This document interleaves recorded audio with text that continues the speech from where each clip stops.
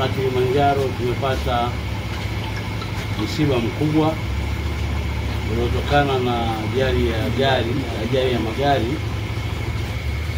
na mabasi mawili ambayo moja ilikuwa linatokea mkoani Arusha kwenda Tanga na basi lingine dogo aina ya Costa lilikuwa linatokea hapa Same kwenda Moshi Manispaa.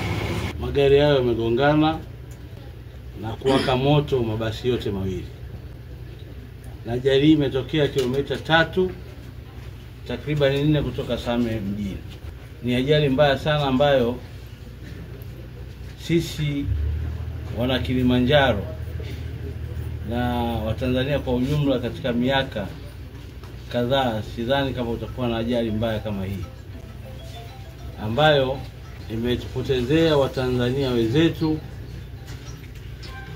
Mpaka sasa Watanzania 37 ambao tumejihakikishia kupitia kamanda wa polisi wa mkoa na timu yake yote wakisaidiana na wenzetu wa zimamoto pamoja na madaktari wetu. Kwa hiyo watu 37 wamefariki dunia. Kwa sababu magari yale hili la Same kwenda Moshi tumeshajua, baadhi ya wananchi wengi wanawajua, watawajua ndugu zao. Lakini wale kwenye basi inaitwa Channel 1 ambao wanatoka Arusha kwenda Tanga.